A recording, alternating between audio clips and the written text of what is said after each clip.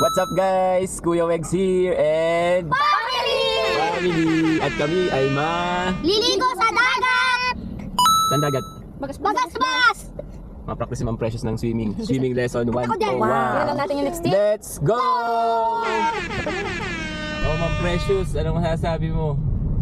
Sa punang open water swim ni Ma'am Precious. Anong nararamdaman mo? Napapaudo. Joke lang! Mali.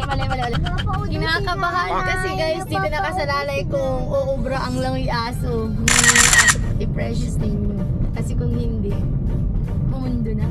Nakakatipid na tayo ng 2,000! 2,000 yun na tayo? Guys, ngayon po ay February 22, Sunday, 4:07 ng hapon at papunta kami ngayon sa tapat ng Warp, Centennial Warp, kung saan gaganapin ang kanyang year 3 ng Talisay May Triathlon. pahambol pa, mga year 1 daw siya. Tingnan natin guys kung kakayanin niya ulit. Na may kasamang buntot. Ni, kung kaya ni buntot. Kasi guys, gagayahin ko siya pag lock ko. Kami China tang!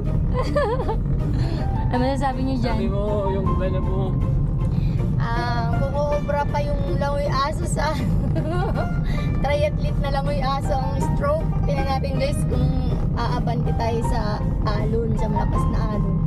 Kasi baka nagliligpit na yung mga joke lang, hindi ko kaya. Natawa talaga ako guys. Kapag nagtakot ka, doon ka lang sa amin. O saan? Anong gagawin? Manonood na lang si nanay pag natatakot. Makatakot siya guys. Tingnan natin kung talagang matapang si Ate Precious niyo. Ilang kilometer kayo? 1.5. what's up guys? Day 1 ni Ma'am Precious. Open water swim agad tayo. Kung sa school, pre-test muna. Titingnan natin yung skill niya kung makasurvive ba siya, yung langoy aso niya dito sa mga alon na yan. Medyo low tide ngayon guys. At kinakabahan na si Ma'am Precious. Ayan po siya, hinihipa na niya ang kanyang buoy.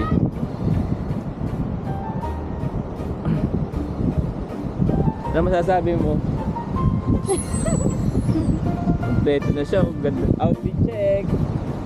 Outfit check. Naka swimming attire na si Ma'am Yo. May goggles na siya. Ano ginagamit? Ito isa ba? Sorry ko. Tawakan. Matawakan mo itong buko na gatuin mo. Hindi na ako tumarunong. Kuya Mat ang kanyang assistant.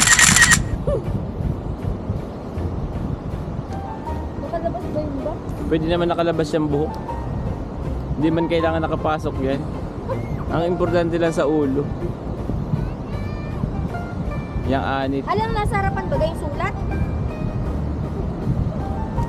Hindi yan, nasa gilid yan sulat. Nasa tagiliran yan. Ah, Ano masasabi mo sa pinaggagawa mo sa buhay? Bago ka bago ka magsimula mag-swimming, dito ka. Come here, yan. Harap ka dito. dapat walang ganyan. Wala, dapat may ganyan din. Pwede na yan. Nakalabas lang talaga yan. Parang ako si Baby Ama. Yung pumps pa yung nakalabas. Hindi. May ganito. Sa ulo lang yan para ma-maintain ang init tak sa katawan. Dito na begin.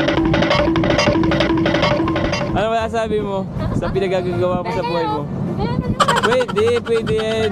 Pwede yan. Basta Oo, makasurvive ka. Pampalan, pwede pampalan. Tara. So, ang Warm up time, dalawa.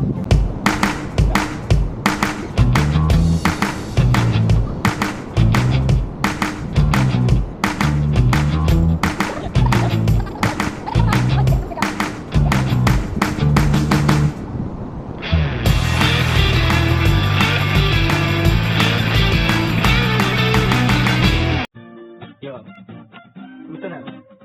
Alam ko marami rin yung dito. Kaya ikanto na lang natin yan.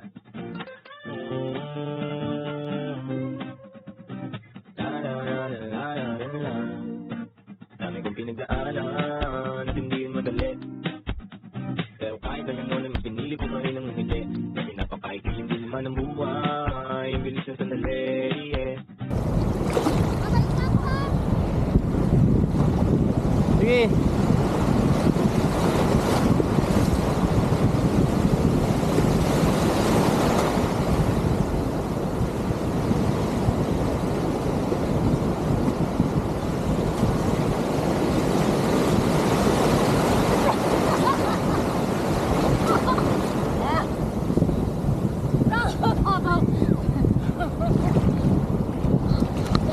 Ano sasabi mo?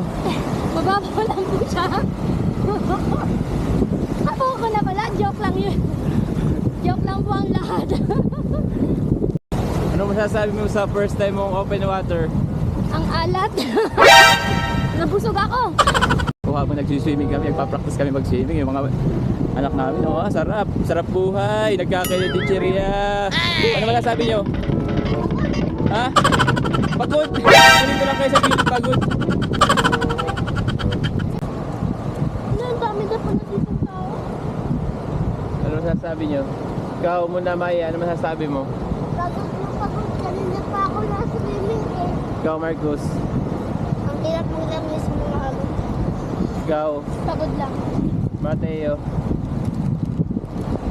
Pagod lang po.